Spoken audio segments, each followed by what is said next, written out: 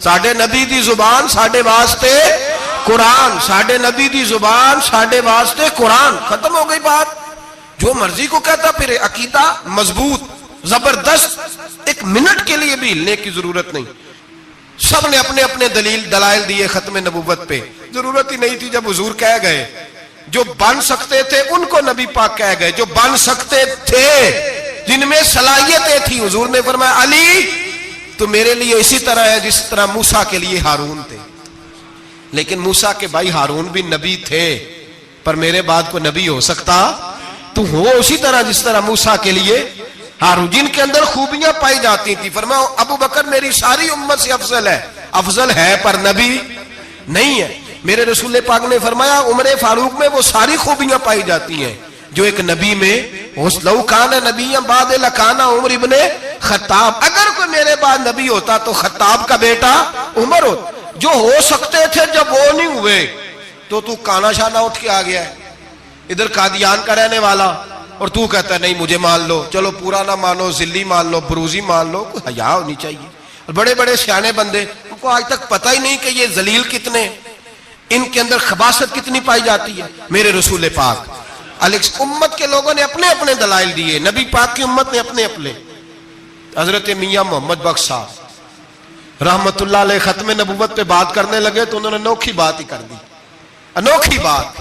ایک شخص ان سے کہنے لگا چل کے دیکھو تو صحیح، ملے تو صحیح. آپ فرمانے لگے دفع کرو، جنہ اندر عشق ہے رچیا اونا نہیں پج جانا، پاویں سونے ملن ہزارہ آسانی یار بٹونا. ہم نے دائیں بائیں دیکھنا ضرورت ہی نہیں. ہمارے رسول نے کوئی کمی چھوڑی نہیں. باقی آ رہے ہیں یہاں خیرات لینے. حضرت موسیٰ کہہ رہے ہیں اللہ اپنے آخری نبی کی امت میں شامل کر لے. تو ہمیں کیا ضرورت ہے پتہ بھی کرنے کی اور سن لیں. یہ یاد رکھیں بات. امام اعظم ابو حنیفہ رحمۃ اللہ علیہ فرماتے ہیں اگر کسی بندے نے دعویٰ کیا کہ میں نبی ہوں، دعویٰ کیا کہ میں نبی ہوں، اور سامنے والے نے اسے یہی کہہ دیا نا کہ اگر تو نبی ہے تو معجزہ دکھا، تو یہ کہنے والا بھی کافر ہو گیا. اس لیے کہ اس نے تو دلیل مانگ لیا، یہ تو تھوڑا سا متفق ہوا ہے. تماشا دیکھنے کے لیے بھی اگر کہا نا کہ اگر تو نبی ہے تو دلیل لا، کوئی معجزہ، تو یہ لفظ کہنے والا بھی بولیے دائرہ اسلام سے کیوں مانگی تو نے دلیل؟ کیا ضرورت پڑی تھی؟ کیوں تو نے ایسا کہا؟ اتنا متفق کا عقیدہ ہے کہ تو مانگ، تو یہ بھی نہیں کہہ سکتا کہ چل کچھ کر کے دکھا، یہ بھی تیرے لیے جائز ہے. صوفیاء کہتے ہیں تو نے سوچ کیسے لیا؟ طریقت کے اندر تو غیر کی مداخلت قابل قبول. اللہ نے توحید کا ہر جگہ خیال رکھا، رسالت کی وحدانیت کا ہر جگہ خیال رکھا. اللہ ایک، قرآن ایک، اسلام، نبی ایک، باپ، استاد. کوئی کسی قسم کی مداخلت کی ضرورت، کیسے لوگ مداخلت کر لیتے ہیں فٹافٹ. حضرت پیر سید مہر علی شاہ صاحب گولڑوی رحمت اللہ، حضرت خواجہ شمس العارفین سیالوی رحمت اللہ علیہ کے پاس پڑھا کرتے تھے، تدریس ہوتی تھی. خواجہ صاحب کو بٹھا کے درس تصوف، درس قرآن، درس حدیث دیتے تھے. یوں بیٹھے ہیں، گفتگو ہو رہی ہے، پڑھایا جا رہا ہے.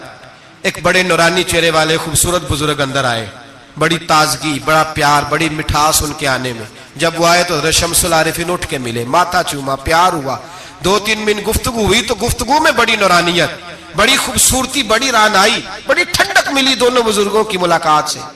چند لمحوں کے بعد، تھوڑی دیر گفتگو کے بعد وہ بزرگ اٹھے باہر نکل گئے. حضرت شمس العارفین مریدوں پہ نظر ڈالی، فرمانے لگے تمہیں پتہ ہے یہ کون تھا؟ شاگردوں جانتے ہو کون تھا؟ کہا حضور نہیں. فرمایا خضر علیہ السلام تھے، مجھ سے ملنے آتے ہیں اکثر، اور ابھی گلی میں ہوں گے، کسی نے ملنا ہے تو مل لو. دوڑ کے گئے سارے لوگ ملاقات کرنے، بھاگے گئے. پیر میر علی شاہ صاحب بیٹھے ہیں. آپ نے فرمایا میر علی تم نے نہیں ملنا؟ کہنے لگے حضور نہیں. فرمایا کیوں؟ کہنے لگے حضور میں اسے نہ ملوں جسے خضر بھی ملنے آتا ہے، اسے نہ ملوں جس سے وہ ملنے آتا ہے. میں نے کیا کرنا ہے ان سے مل کے؟ آپ سے ملوں گا جن سے حضرت خضر بھی ملنے آتی ہیں. جنہ تنام وچ عشق ہے رچیا اونا نہیں پج جانا، پانے پاویں سونے ملن ہزاراں اسا نہیں یار وٹونا. ضرورت ہی نہیں. ایسے حسین محبوب کے بعد کسی اور جگہ نظر جمانے کی طبیعت ضرورت نہیں، توجہ نہیں، خیال نہیں. جس نے یہ پوچھ بھی لیا کہ تو بتا، کوئی معجزہ دکھا، وہ بھی دائرہ اسلام سے نکل. یہ امت مسلمہ کا متفقہ عقیدہ ہے. اس پر درجنوں آیتیں ہیں قرآن مجید کی. 150 کے قریب نبی پاک کی حدیثیں.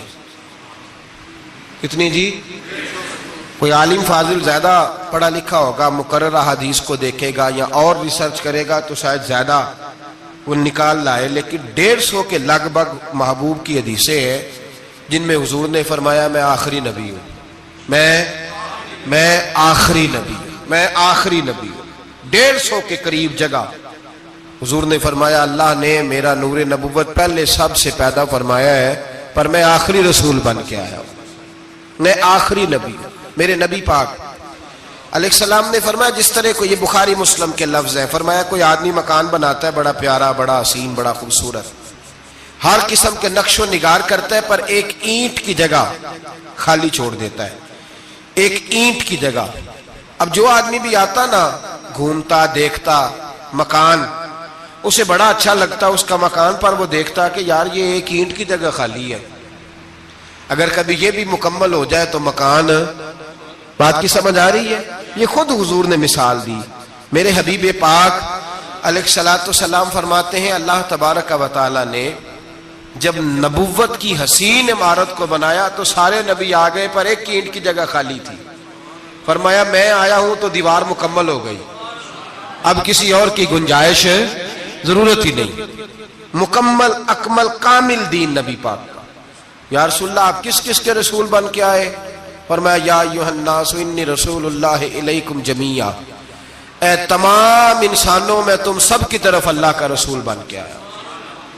قرآن مجید نے کہا میرے نبی پاک صلی اللہ علیہ وسلم صرف انسانوں کے رسول نہیں، وما ارسلناک الا رحمۃ للعالمین، جس کو اللہ نے بنایا ہے ان سب کے حضور رسول بن کے آئے، سب کے لیے رحمت بن کے آئے. دائرہ کار ہی بڑا وسیع ہے. تو اب کسی اور کی گنجائش ہے؟ ہاں کچھ لوگوں کو بیماری لگتی ہے، پاگل ہو جاتے ہیں، پاگل ہو جاتے ہیں. دعویٰ کرنا ہمارے زمانے میں ویسے ہی آسان ہے، اور پاکستان ہندوستان ویسے جمہوری ملک ہیں، اس میں ہر آدمی کو بولنے کی اجازت ہے، جو جس کی طبیعت آتی ہے بول سکتا ہے، گنجائش ہے. اور ویسے بھی کوئی کیسے پتہ کرے گا کہ کوئی کیا سوچ رہا ہے، کیا بول رہا ہے. نبی پاک صلی اللہ علیہ وسلم نے فرمایا تھا کہ میری امت میں 30 کے قریب ایسے دجال جھوٹے ہوں گے، 30 جو دعویٰ کریں گے کہ ہم اللہ کے رسول ہیں، 30.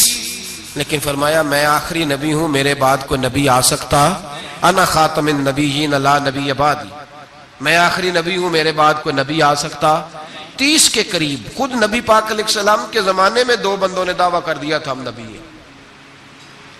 اللہ تبارک و تعالی نے ارشاد فرمایا ما کان محمد ابا احد من رجالکم، فرمایا محمد صلی اللہ علیہ وسلم مردوں میں سے کسی کے باپ نہیں، ولکن رسول اللہ، لیکن اللہ کے رسول ہے. روحانی طور پر حضور کا درجہ باپ سے بھی زیادہ ہے، لیکن اللہ تبارک و تعالی نے اپنے حبیب پاک علیہ السلام کے کسی بھی صاحبزادے کو اتنا بڑا نہ فرمایا کہ وہ مرد کہلا سکے. بچپن میں ہی تینوں صاحبزادے وصال فرما گئے. مردوں میں سے حضور کسی کے بھی باپ نہیں ہیں. حضرت زید بن حارثہ رضی اللہ تعالیٰ عنہ کو نبی پاک صلی اللہ علیہ وسلم نے پالا. وہ حضور کے اس طرح کے غلام تھے کہ لوگ انہیں حضور کا بیٹا ہی سمجھنے لگے. بہت سارے لوگ کہنے لگے زید بن محمد صلی اللہ تعالی علیہ وسلم. اللہ کریم نے منع فرمایا، فرمایا میرے رسول مردوں میں سے کسی کے بھی باپ نہیں ہیں. حضور اور اس کی وجہ نبی پاک صلی اللہ تعالی علیہ وآلہ وسلم مردوں میں سے کسی کے باپ نہیں، اللہ کے رسول ہے، وخاتم النبیین، اور سب نبیوں میں سے آخری نبی ہے.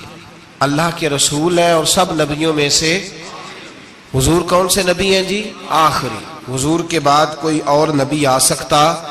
اللہ نے قانون بنا دیا ہے، قانون بنا دیا ہے. آخری نبی ہے رسول پاک علیہ السلام. حضور کے صاحبزادے بچپن میں کیوں وصال کر گئے؟ اس آزمائش سے نبی پاک علیہ السلام اس لیے گزرے کہ اللہ نے حضور کی ختم نبوت کے قانون کی حفاظت فرمانی تھی.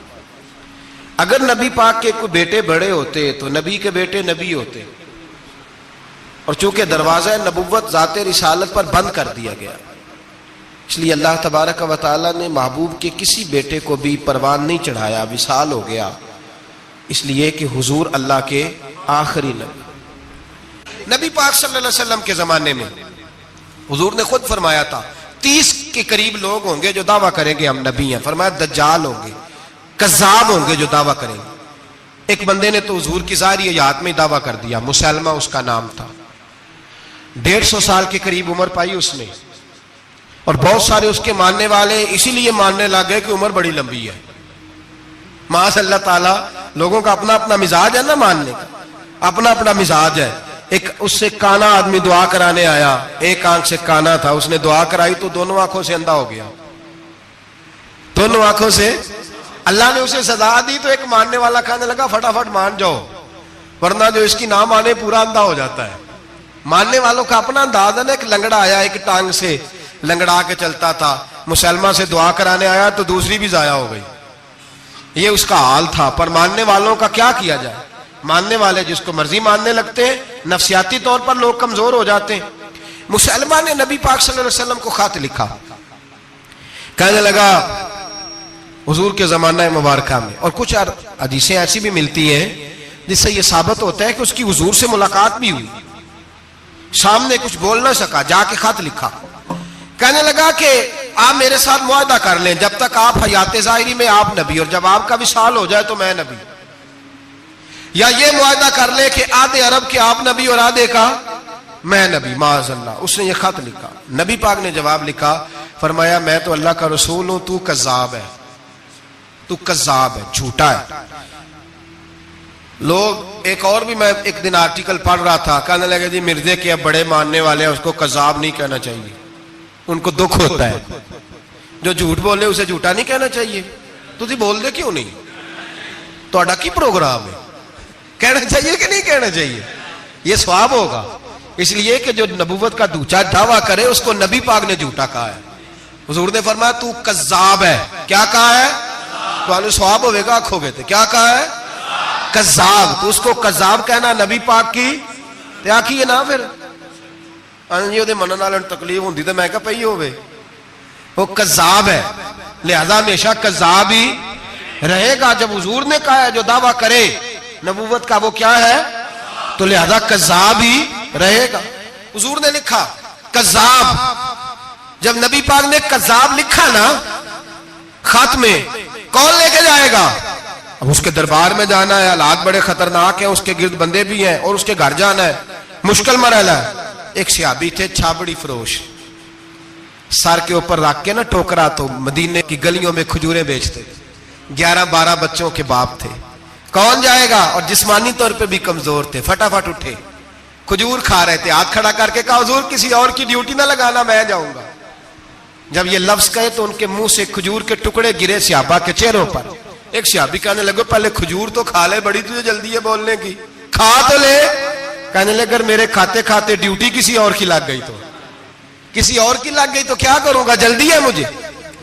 حضور سید عالم صلی اللہ علیہ وسلم نے نا اپنا نیزہ دیا، گھوڑا دیا، فرمایا ذرا ڈٹ کے جانا، اس کے گھر جانا ہے. کہا محبوبہ فکر ہی نہ کرے، فکر نہ کرے. صحابہ کہتے ہیں اس طرح وہ نکلا جیسے کوئی جرنیل نکلتا ہے. اس کا انداز ہی بدل گیا، اس کے طور طریقے ہی بدل گئے. وہ یوں نکلے جیسے کوئی بڑا دلیر آدمی جاتا. حضور نے بھیجا ہے نا، نبی پاک نے بھیجا ہے نا. انداز ہی بدل گئے، طریقے ہی بدل گئے. مسلمہ کے دربار میں گئے، وہاں ایک شخص جو بعد میں مسلمان ہوا وہ بتلاتا ہے کہ جب حضرت حبیب بن زید پہنچے نا تو نیزہ ہاتھ میں تھا، زور سے گاڑا جا کے اس کے دربار میں، زور سے گاڑ دیا زمین پہ. مسلمان نظر، کون ہو؟ آپ فرمانے لگے تجھے چہرہ دیکھ کے نہیں پتا چلا میں رسول اللہ کا نوکر ہوں؟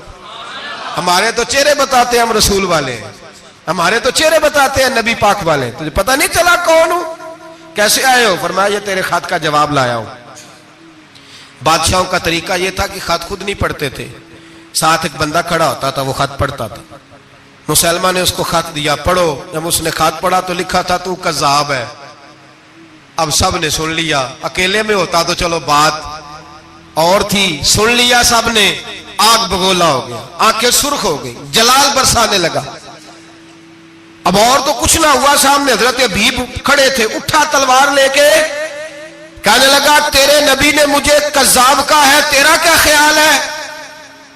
مانے لگے خیال والی بات ہی کوئی نہیں، جسے نبی پاک کذاب کہے وہ ہوتا ہی کذاب ہے، جسے حضور جھوٹا کہے وہ ہوتا ہی۔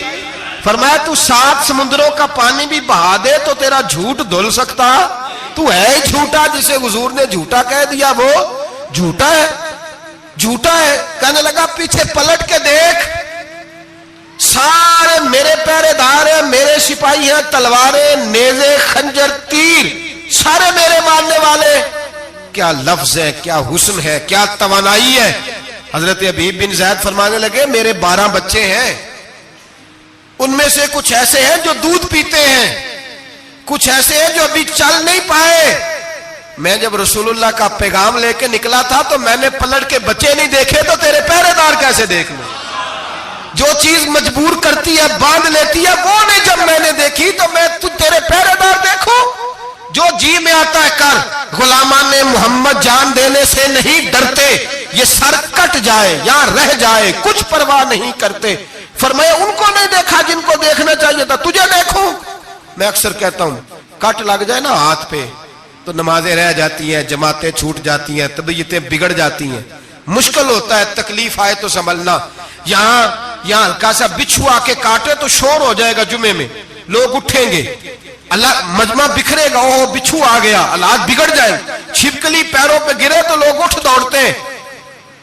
حضرت حبیب بن زید انصاری کھڑے تھے، انگلی نہیں، ہاتھ نہیں، کٹ نہیں لگا، مسلمہ اٹھا، اس نے زور سے تلوار ماری، بازو کٹ کے گر گیا، فوارہ نکلا خون کا۔ او بھائی بچھو کاٹے تو سنبھلنا مشکل، ذرا تصور کرو ہاتھ کٹ گیا۔ حضرت حبیب بن زید کھڑے ہیں، کہنے لگا اب تیرا کیا خیال ہے؟ آپ فرمانے لگے تو بڑا بیوقوف ہے، ہمیں آزماتا ہے، ہمیں تو بدر سے لے کر احد تک ساری دنیا آزما چکی ہے، ہمیں آزماتا ہے، ابھی بھی خیال پوچھتا ہے۔ فرمایا میرا خیال وہی ہے جو میرے رسول نے فرما دیا ہے، خیال وہی ہے جو نبی پاک نے کہہ دیا ہے۔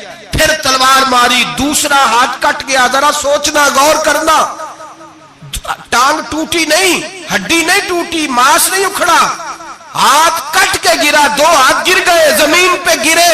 حضرت حبیب کہنے لگا میں تجھے قتل کر دوں گا، باز آ جا۔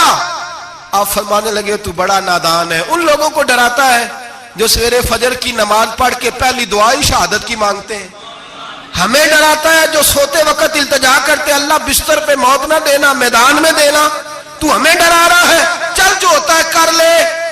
اس نے خنجر رکھا، تلوار رکھی گردن پہ، فرمایا میں کاٹ دوں گا۔ فرمایا کاٹتا کیوں نہیں، کاٹتا کیوں نہیں؟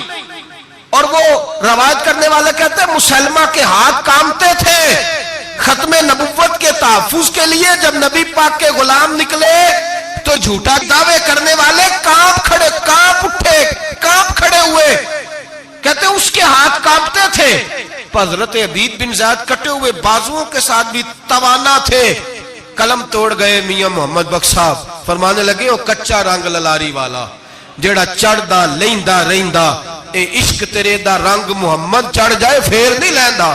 جب تلوار چلی، گردن کٹی، تو رسول اللہ کی ختم نبوت پر پہرا دینے والوں کا اجر میرے رسول نے بیان فرمایا، میرے نبی نے اجر بیان کیا، ڈگری جاری فرمائی، سند دی حضور نے، وہاں گردن کٹی، اور جہاں مدینے میں حضور کی آنکھوں میں آنسو آئے۔ یا رسول اللہ کیا ہوا؟ فرمایا میرا حبیب شہید ہو گیا ہے اور رب کریم نے اس کے لیے جنت کے سارے دروازے کھول دیے، سارے دروازے اللہ نے کھول۔ یہ سند جاری کی نبی پاک، ختم نبوت مسلمان کا عقیدہ۔ حضرت ابو بکر صدیق نے ختم نبوت کے تحفظ کے لیے پورا ایک دستہ تیار کیا۔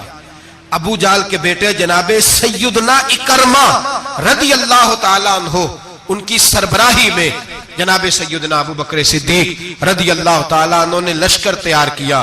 وہ لشکر گیا، اس لشکر میں حضرت وحشی بھی تھے جنہوں نے حضرت امیر حمزہ کو میدان احد میں شہید کیا تھا۔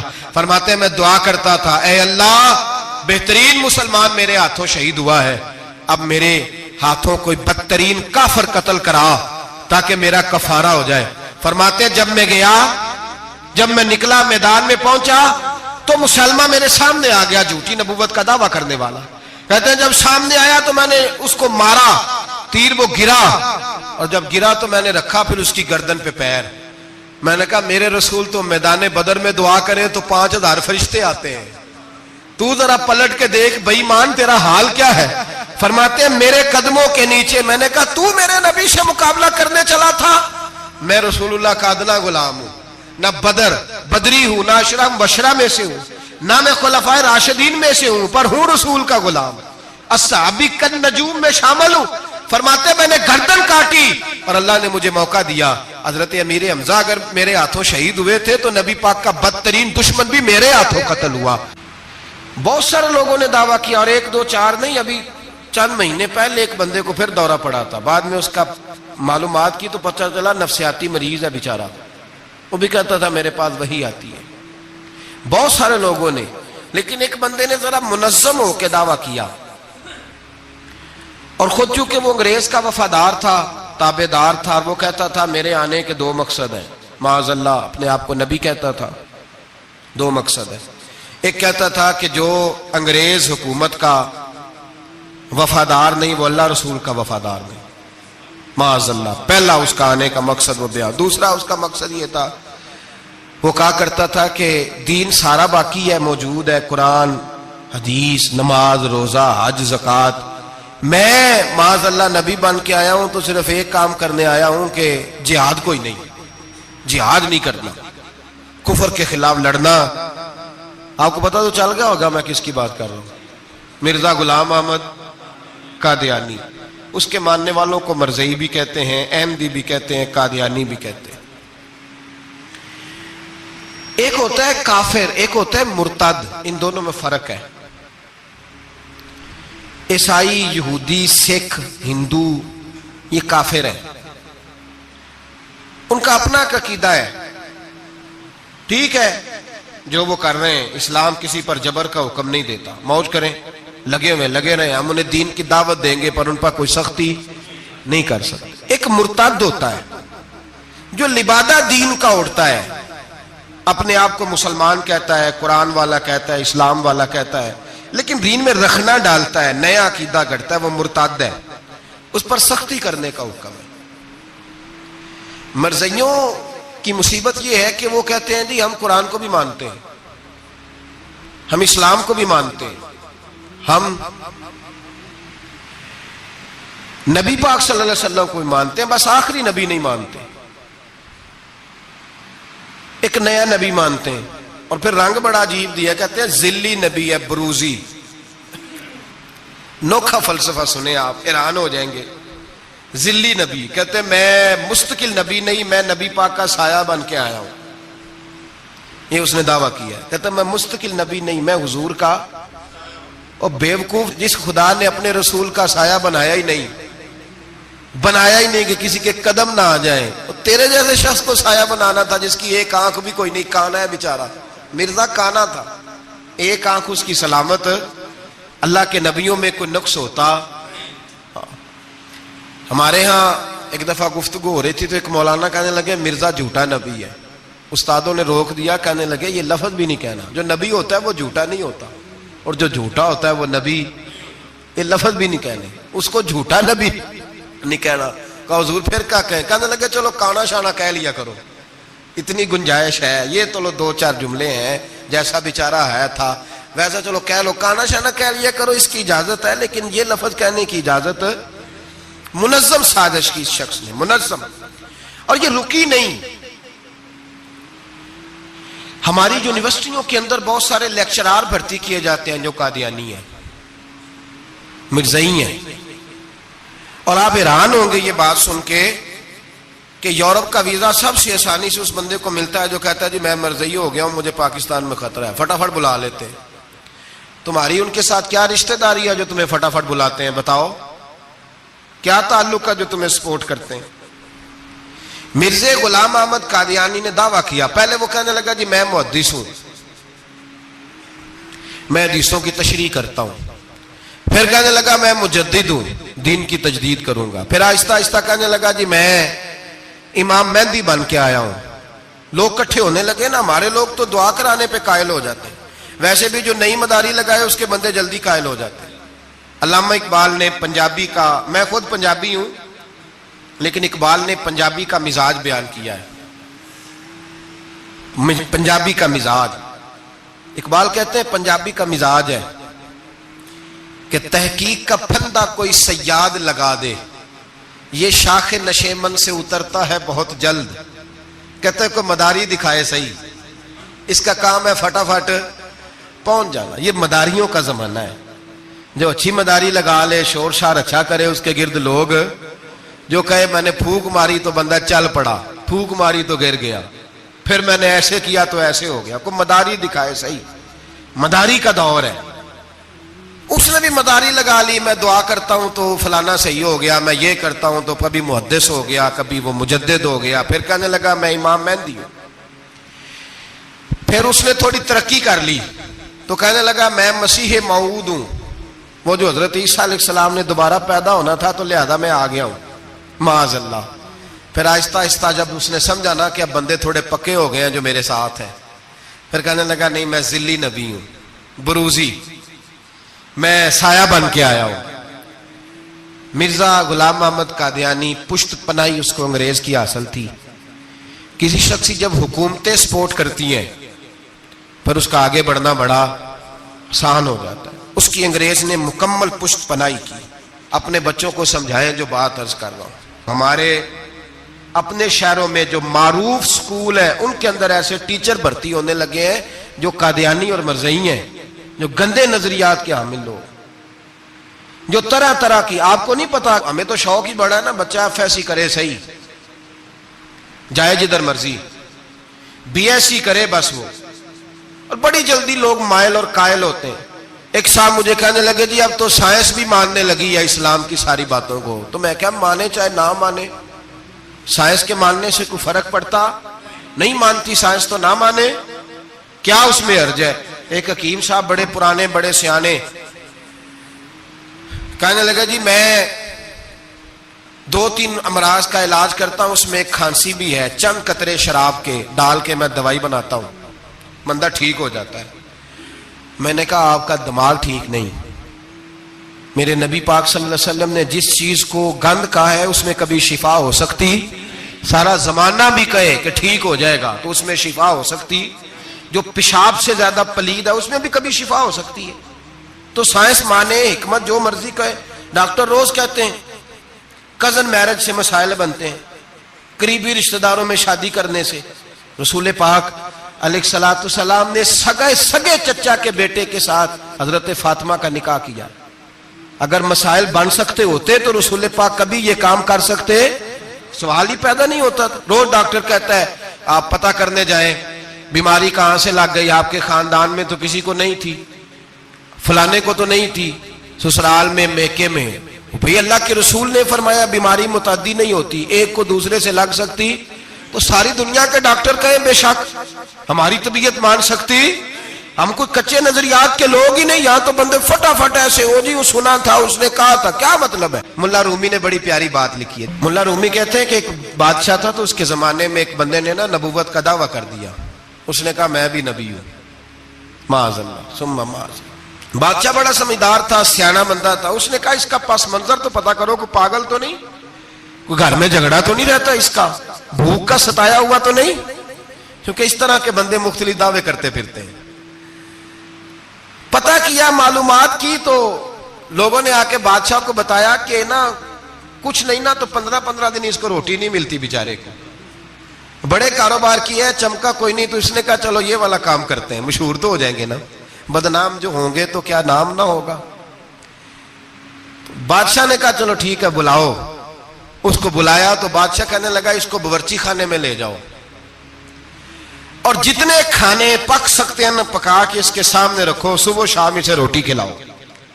15 دن نہ 2 ہفتے بڑا خوب کھانا کھلایا اس کو, زبردست اچھی طرح سے سیر ہو کے روٹی کھلائی. تو ملا رومی کہتے ہیں 15ویں دن باہر نکالا, بادشاہ کے سامنے پیش کیا.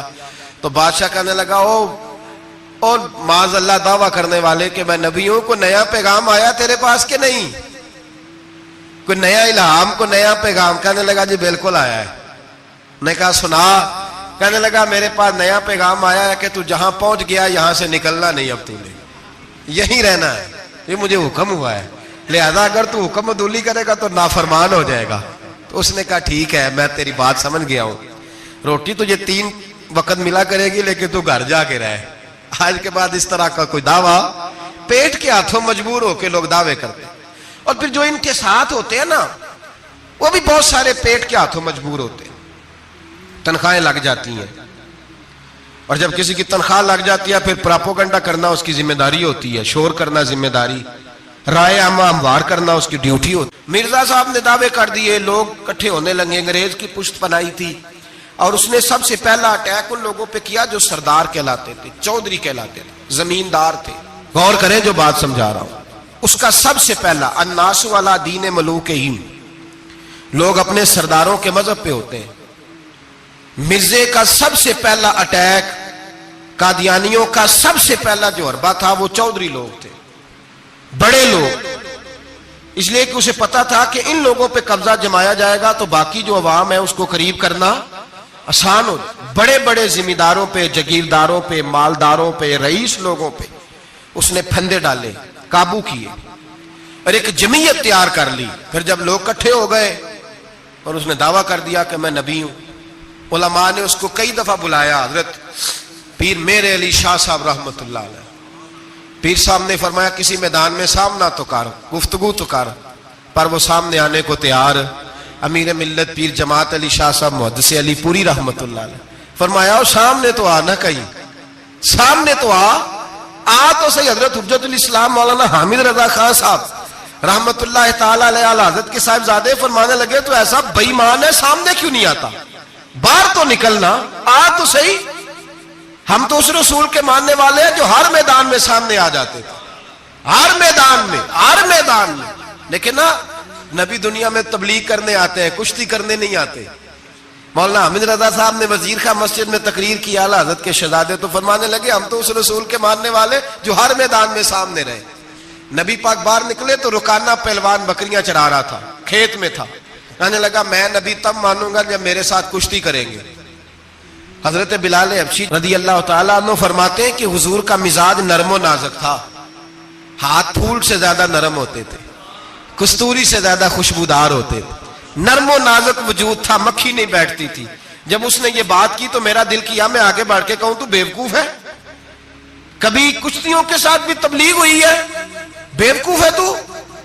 کہتے ہو، کہنے لگا جی میرے ساتھ تو سینکڑوں لوگ آئے، کوئی مجھے گرا نہیں سکا، اگر آپ گرا دے تو میں کلمہ پڑھ لوں گا۔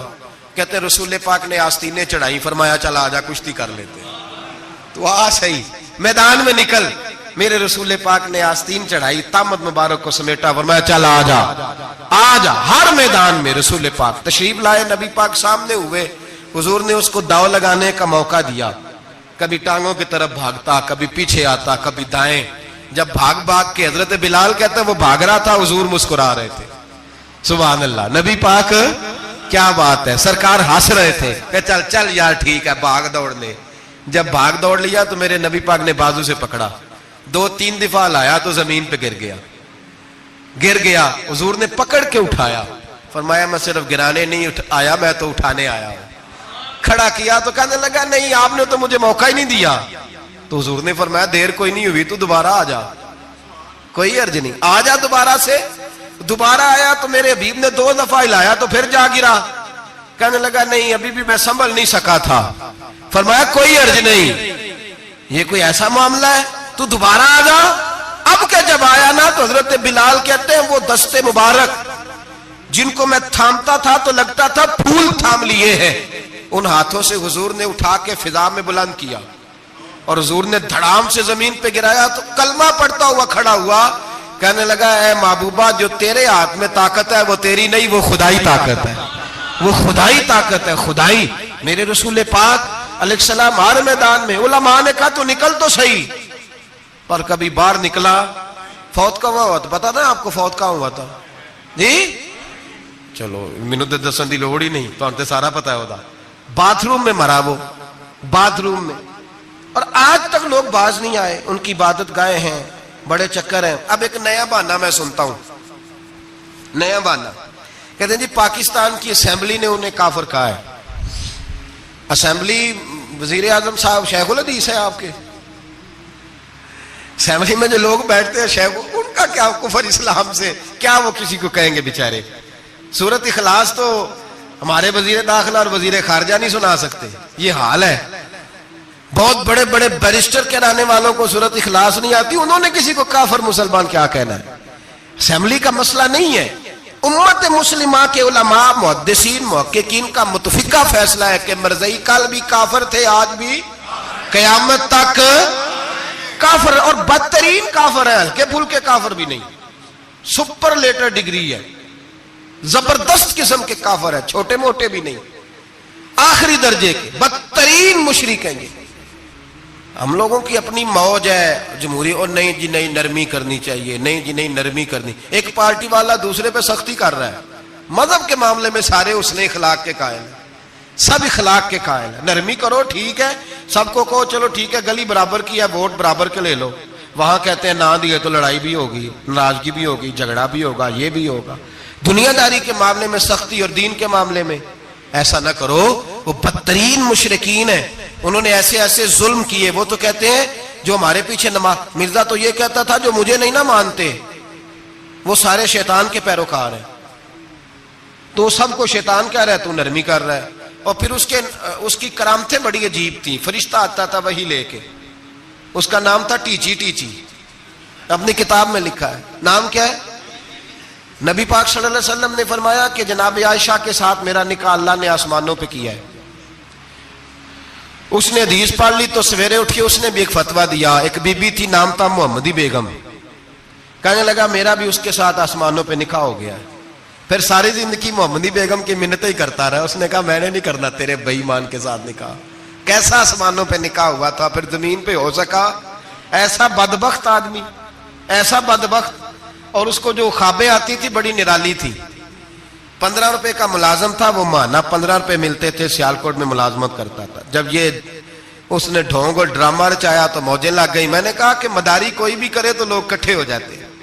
سیدھی سیدھی بات، صاف ستھری بات تو اتنی جلدی ہضم ہی نہیں نہ ہوتی لوگوں کو.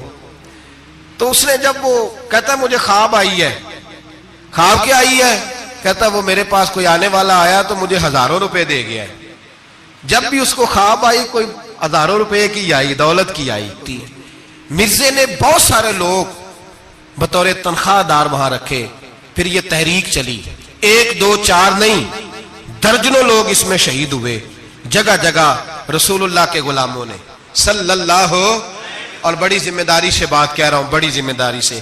دین کی کوئی تحریک چلتی ہے تو نہ سیاستدان نکلتا ہے، نہ جاگیردار، نہ سیاستدان، نہ وڈیرا، نہ کوئی اور، الا ماشاءاللہ. دین کی تحریک چلتی ہے تو نہ یہ لاکھ لاکھ روپیہ لینے والے نعت خواں باہر نکلتے ہیں، نہ جو بڑی گدیوں پہ جدی پشتی پیر بیٹھے ہیں وہ باہر آتے ہیں. وہ علماء اور مشائخ جن کا دین سے رشتہ ہے. اگر پیر جماعت علی شاہ صاحب نکلے تو خالی پیر نہیں تھے، عالم دین بھی تھے. اگر پیر میرے علی شاہ صاحب نکلے تو خالی پیر نہیں، بہت بڑے عالم تھے. حجت الاسلام نکلے تو خالی پیر نہیں، عالم تھے. یہ علماء نکلتے ہیں، مار کھاتے ہیں. ایک عالم نے مار نہیں کھائی، 2 نے نہیں کھائی، درجنوں نے کھائی، ہزاروں اور سینکڑوں نے کھائی. علماء نے قربانیاں دی، جیلوں میں بند ہوئے.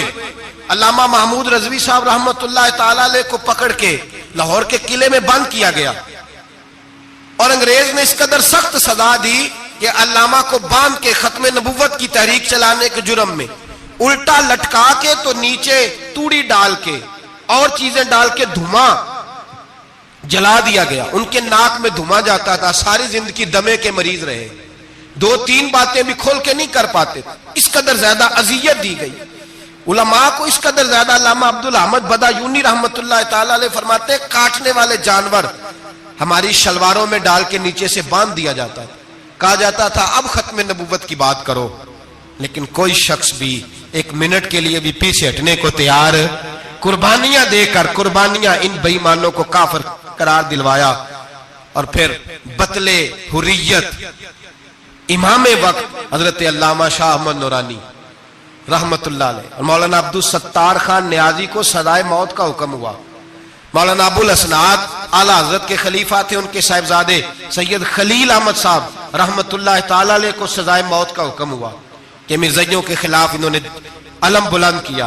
वो तो पाकिस्तान बना, फिर जद्दोजहद शुरू हुई, फिर जोर हुआ, फिर अल्लामा नौरानी रहमतुल्लाह अलैह की क़यादत में पूरे जोर और शोर के साथ तहरीक चली। आखिर मजबूर हुए उस दौर के वजीर आजम भुट्टो साहब मजबूर हो गए और कहा ठीक है, सवेरे मैं मिर्जे के पोते को बुलाता हूं, आप असेंबली में बैठ के बात करें, उनसे गुफ्तगू करें। अगर हम कौमी असेंबली के मेंबरान ने देखा वाकई झूठा है तो हम उन्हें अकलियत करार दे देंगे। अल्लामा नौरानी हजरत अबू बकर सिद्दीक की औलाद थे और मेरे आला हजरत फाजिल बरेलवी रहमतुल्लाह अलैह के खलीफा के बेटे थे और खुद हुजूर मुफ्ती आजम हिंद रहमतुल्लाह अलैह के मुरीद थे।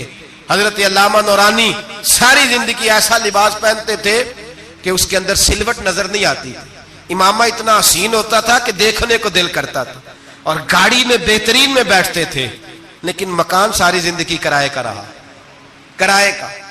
लोग कहते हैं मिलने जाते थे, सीढ़ियों से उतरते थे तो अल्लामा नौरानी सीढ़ियों पे बिठा लेते थे, कहते 2 ही कमरे हैं और मैं आपको बिठा नहीं सकता, घर में जगह नहीं। तो कहा हजरत आप उजले तो बड़े नजर आते हैं, तो आप फरमाते लिबास दुनिया को दिखाने के लिए पहना है और बाकी तो सारा मेरा मामला खुदा रसूल के साथ है, मैं जानू अल्लाह रसूल जाने।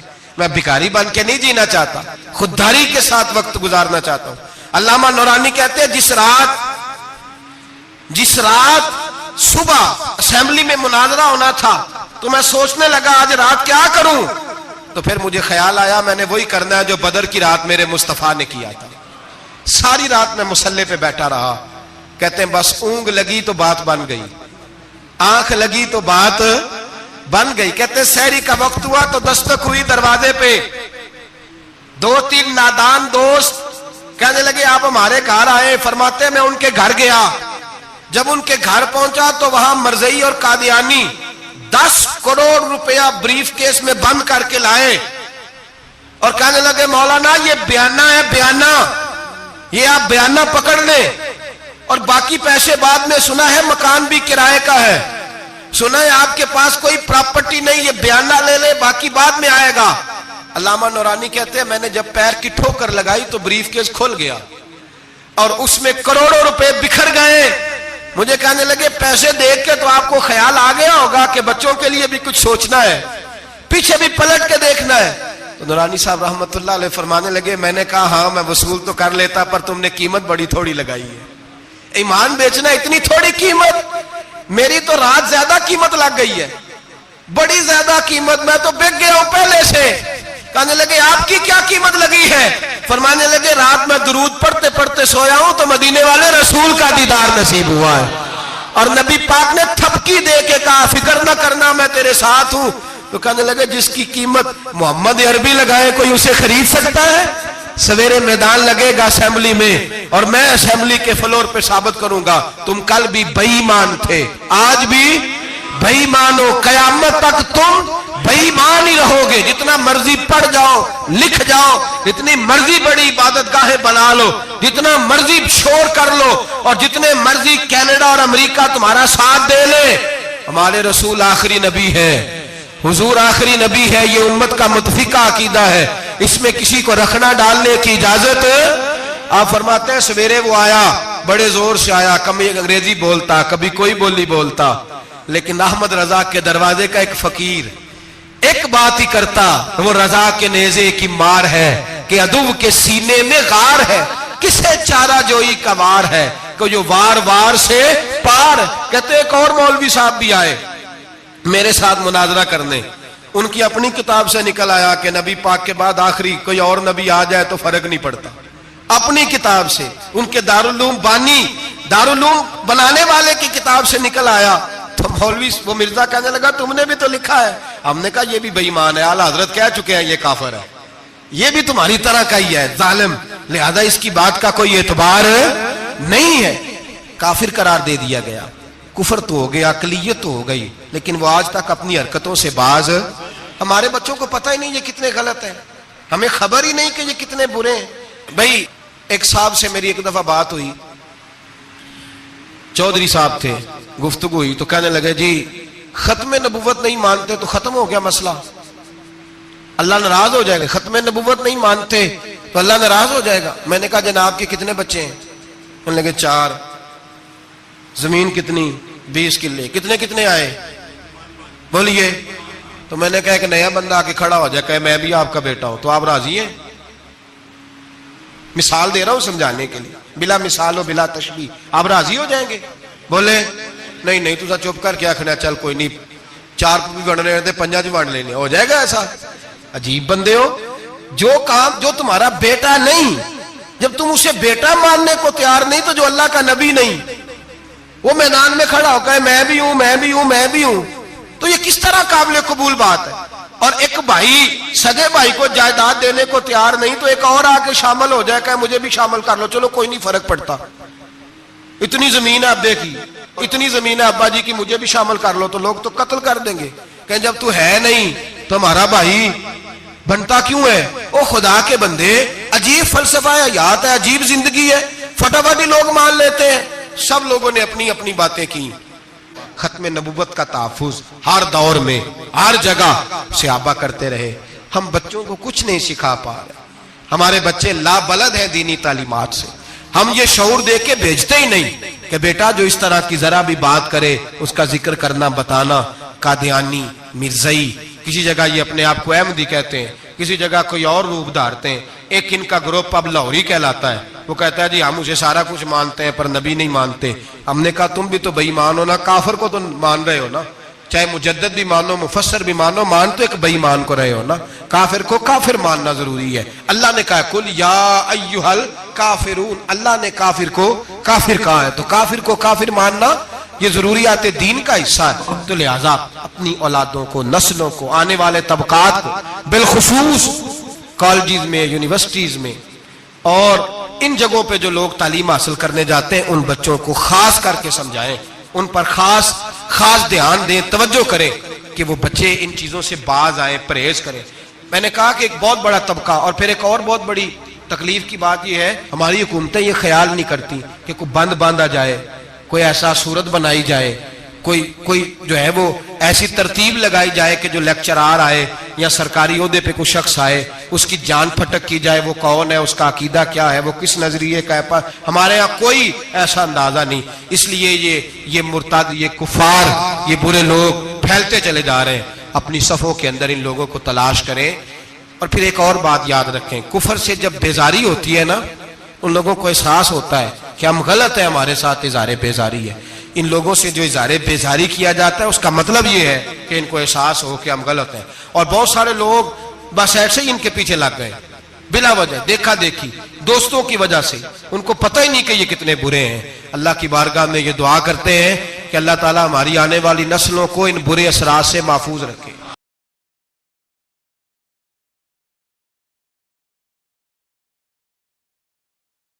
کافر اسی پچ ہو گیا, پھر تشبیہ مصلی کی کرنا.